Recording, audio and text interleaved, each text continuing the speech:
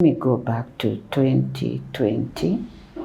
I started having some burning sensation around my right breast, and I used to go to hospital, but before then I used to do the self-examination, and I couldn't find no lump and no nothing. But after some time, it became a bit too much, and I went to hospital. They did the mammo and they found nothing. But 2021, during the just self-examination in the house, I felt a lump on my right breast, and that is the time I shared with my husband, and I went to a local clinic, and I was given a referral, and I went to the hospital, and they did the mammogram. They didn't find anything as much as I had the lump, and they wanted to dismiss me because they were like, okay, mammogram has showed nothing. But I now asked them, okay, fine, you told me that the mammogram is okay, and you told me just go home. But I can feel I'm burning on my right side of the breast, and you told me that is early menopause, hormonal imbalance. So it's me who insisted that I need a second opinion. So they were like, okay, fine, let's take you through an ultrasound. And the lump was too small, so I had to take long for them to detect. And after detection, they sent me now for the biopsy. So I need the biopsy, and I was like, already that time now I was tensed. I was like, God, now what could this be? So in the process, I started talking to people, the ones who were waiting for biopsy. Like one of them told me, no, this just, it cannot be cancerous, it's just a lump. And I went through the process. So now the waiting period for the result of the biopsy was a thing. I was like, now what will it be? It weighed me down, my family, and eventually the results came out, and it was confirmed it's cancerous. So I was like, okay, now I used to hear people have cancer, but I was like, I'm an exemption. I don't think I can have cancer. So emotionally, I went down, and after now the biopsy, it was like I go now for the core biopsy. The hospital that I went, they didn't have the reagents to do the core biopsy. So now this idea of telling me to go to their histology lab and take the mass and take it to another hospital for the core biopsy, I was like, now how will I carry my fresh, of which in their terminology they call it a mass. But I had to do it, and I went now for the core biopsy. That time I didn't know now what is this core biopsy thing. And after that, I went back to the same hospital, and they told me, your case is not severe. There are those who have even worse cases than yours. So they dismissed me, and they told me, you go, wait for 6 months, and then you come back. But I was like, no, how? I can't go home.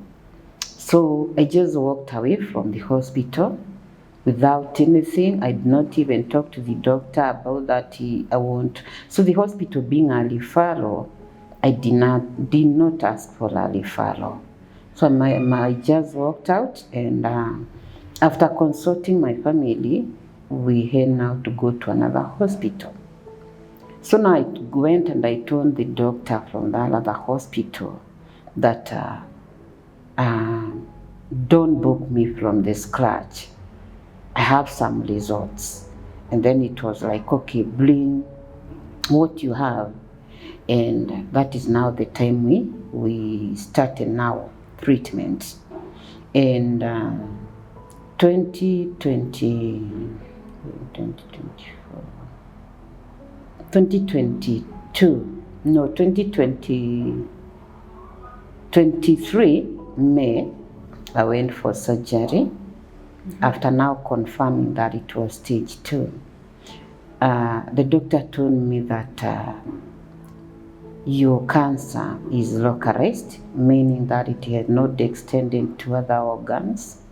So they had to do the breast preservation surgery, that is lobectomy, and they removed the lump. And after removing the lump, now the worst thing to me was like going home with the syringe and the container, and it was so uncomfortable because they removed also some of the lymph nodes. So I came home with the container, which used to drain some of the fluids from my lymph nodes, and I stayed with it for 10 days. It was painful. It was like, now what is this? But anyway, I persevered, and also now I had like I'm bedding on my right side because I'm bandaged. I was feeling heavy, and also now the container. But after 10 days, I went to the hospital. They removed the bandages and also the syringe, and I did the dressing, and then I went home, awaiting now healing. That was like 8 weeks for healing, and then to start chemotherapy. And after now the 8 weeks, I was like, now I'm going to start chemotherapy. So I used to hear stories how chemo is banned. I was like, now I'm losing my hair. It will affect my whole me. I was scared. On the other side, I was like, can I seek an alternative away from chemotherapy? But as much as I wanted to run away from the truth, I found myself I had to. And I started my chemotherapy, and I went through it for 6 cycles, and I finished chemotherapy 2023 January. And after that, I did the city mapping and planning, and then I started radiotherapy. After radiotherapy, I went for radiotherapy for, that is 20 sessions, because I remember I went for 15, and then the doctor was like, we need to do a booster for 5. So I went for total 20, and I finished in, I finished last year, that is 2023 June. After that, I was like, wow, I'm feeling now pain on the other side of the breast, which was not affected, the left one. So I went for CT scan for the chest, abdomen, and the pelvis, but they found nothing. And after some time, I got a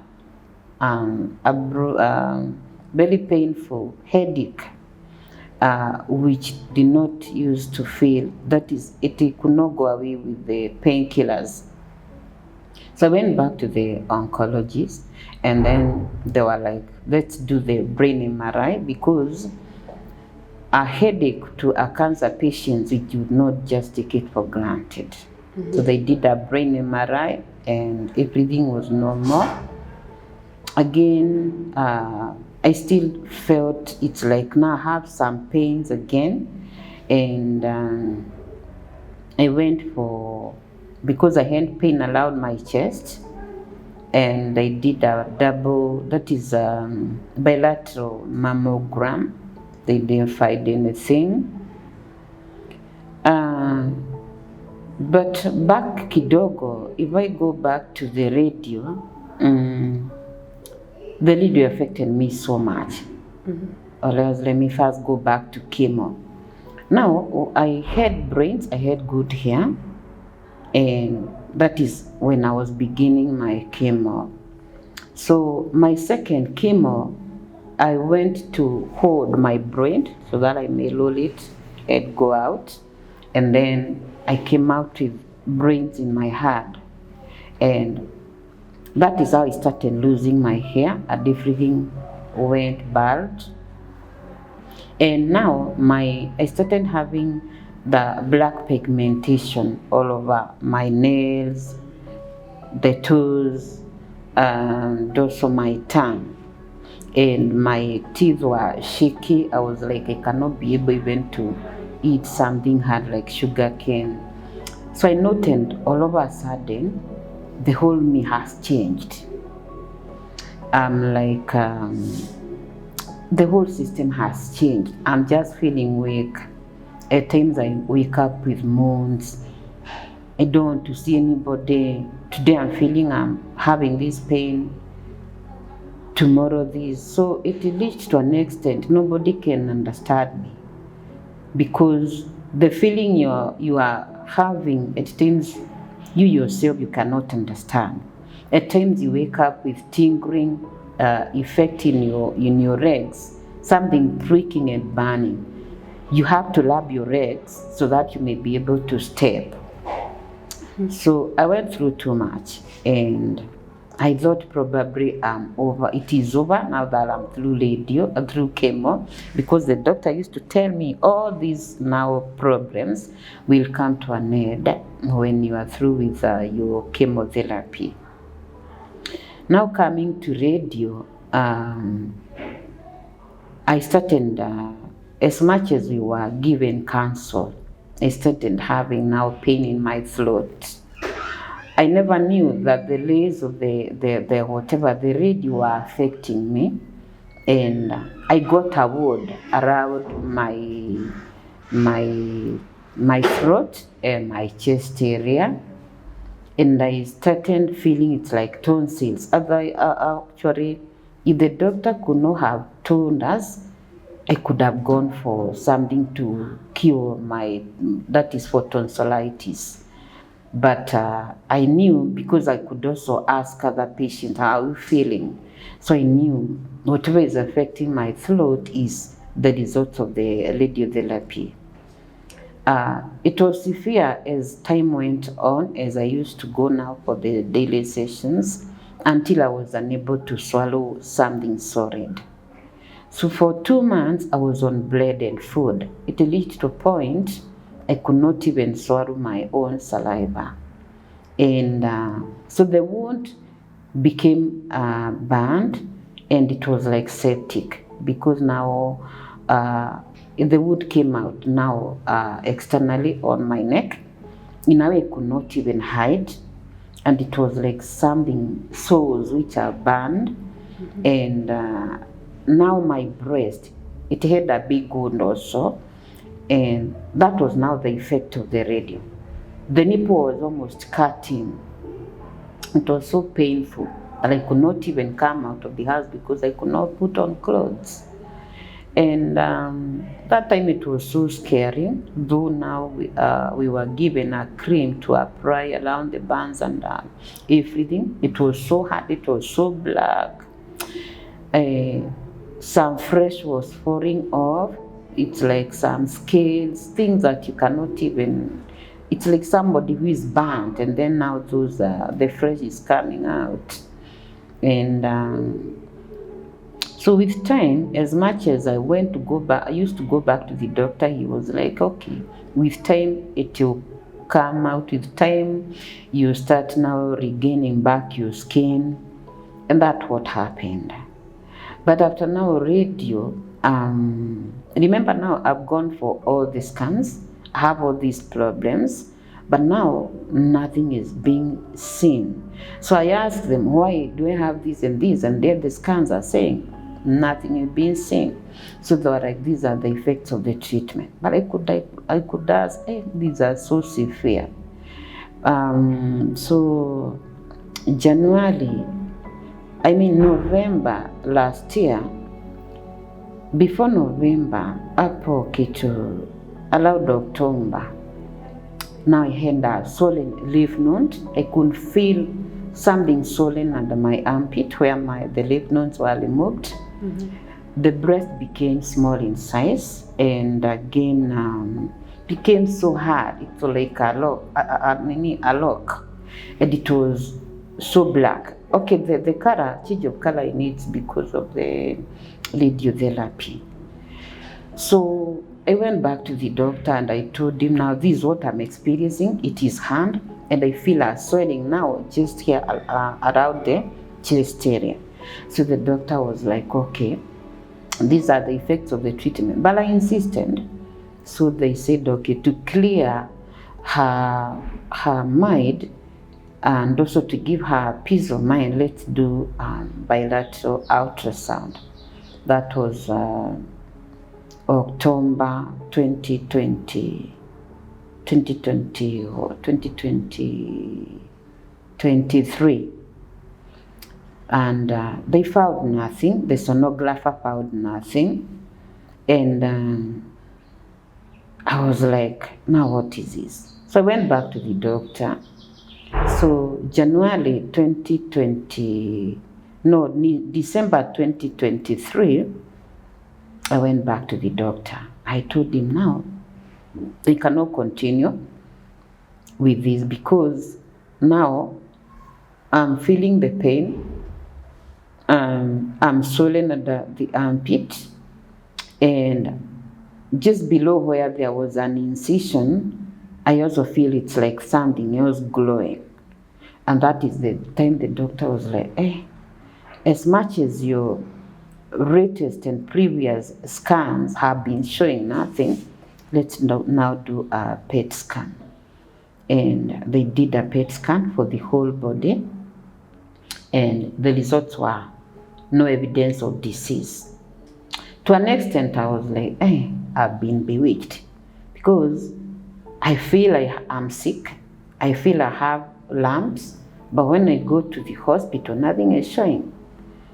And I argued with the doctor because I was telling him, even with the sonographer, I was doing my ultrasound and the rest, I told them, could it be missing something? Could the PET scan and also the scan be missing something? Because I don't understand how I have soul, I'm feeling them, the swellings, but now when I come to the scan, nothing is being reported. So the doctor was like, okay, these are the effects of the treatment. To an extent, I was healed mentally and emotionally, but still, I was like, I need to seek a second opinion. So I talked to another oncologist from another hospital, and I explained my whole story. And then he was like, okay, let me have a look of all your scans and all your reports. And then sana the latest PET scan. So I did that, and he found nothing. So I also asked him a question. Could PET scan miss something? And then he told me it's very rare. It's very rare. It's normally 100%. Mm-hmm. So I was like, okay, if that is the case, wacha nitulie, because I was like, now where else will I go? What else will I say? Already cancer has drained me. It has drained my family. We took our own. We have not even been able to pay it. And I was like, okay, now let me now consult my God. And in the journey of now consulting my God, the pain now started diminishing, and the limbs started just disappearing. The whatever the swellings started disappearing, and I could not notice, but I just realized all of a sudden I had a limp somewhere. I had a swelling somewhere. I can no longer feel it. I have this pain. I can no longer feel it. So the pains disappeared, because I remember after radiotherapy, I was put on hormonal therapy, because according to the doctor, they told me the type of cancer you have is caused by estrogen. The level of estrogen is too high.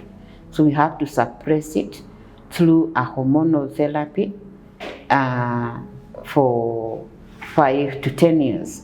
So I was put on hormonal therapy, that is letrozole, of which I swallow once in the evening. And I went back to the doctor and I told him, this hormonal therapy thing of yours is not working. Could you change? And then he was like, no, it's so early, you are not even an year. And you're supposed to take it for 5 to 10 years. So we cannot change. Let's first see how you're going to behave. And I used to go see the doctor, like every month I call, book for me, I'm coming to see the doctor. Until he told me, no, you are out of danger, you are responding very well to treatment. So we are giving you a clinic for, after 3 months, you come. And I was like, no, I need to keep on coming because the way I stay, I get this complication, I get this other complication. But after some time, I accepted, and at the moment, I'm now seeing my oncologist after every 3 months. So far, so good. I thank God I don't have much complications. So I can call myself a survivor. The journey has been long, tedious, very expensive, and I thank God so far that I am here. One, I'll start with the doctors. I won't say as if I'm reprimanding the practitioners, but now that cancer has become rampant, don't just dismiss a patient when they come. Because in my case, if I did not think of seeking a second opinion, who knows whether it could have gone from now the stage 2 probably to stage 4 or stage 3. Yes. Because the doctor himself told me, you just go home. There are even worse cases. And then you come after 6 months. So it was like they are dismissing me. Physically, they are saying I'm okay, but I can feel in me, it's not all well. So in that case, the doctor should be very, they should be very careful when handling cases, especially when a cancer patient is diagnosed. I don't think there is anything else a doctor is supposed to wait for. You don't wait for a cancer patient to have the full blown. That is the time you're like, okay, we can treat. Because why and they to tell me your case is not serious, you have serious cases. So what serious cases? Those serious cases are the ones they end up to death. So I don't know whether they were like, you go and then you come when you are serious, like these others we are treating. So doctors are supposed to be very cautious when they are handling patients, because you know, as like patients, we go to doctors knowing like they are our second God. Actually, when you go to a doctor, you feel some relief.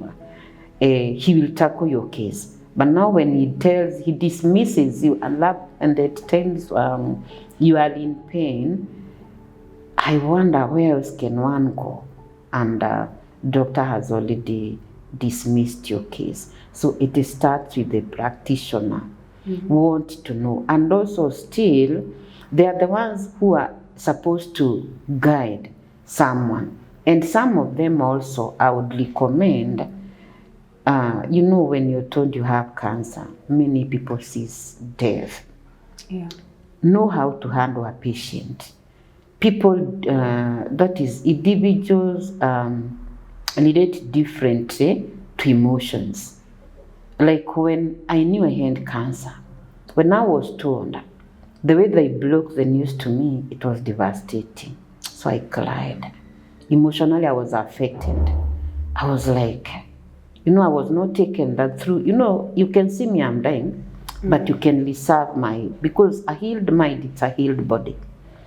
So the way the doctor approached me, if I did not first work on my emotions, I don't know how I could have handled it, because I have come to realize there are even some who die early, not because they are sick, but their emotions are already sick, because now nobody has dealt with, there is someone who has dealt with their emotions in a very harsh way. So it starts with the doctors. The second thing, the caregivers also. Like my caregiver, he's very supportive. He is my husband, and at times they are normally called for forums. So caregivers also, I just suggest there should also be a forum of the caregivers on how to handle the patients, because as I've said, patients react differently emotionally.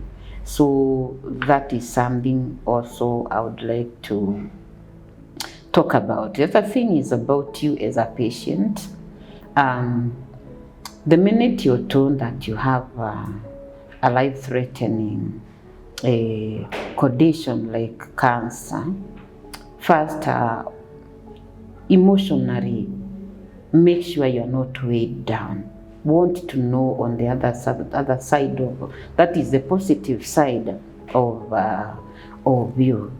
Don't dwell so much on the report of the doctor, because as much as the caregiver will be there for you, as much as the doctor will be there for you, what will you be doing on your side? Because they may encourage you, but if at all their encouragement is not adding anything to you, you still go down. So it starts with the patient themselves before it comes out to the doctor and also their caregivers. And again, watching on diet is something also very vital, because cancer, 100%, I may say it is lifestyle as much as it has the hereditary things, but diet is something which is very important.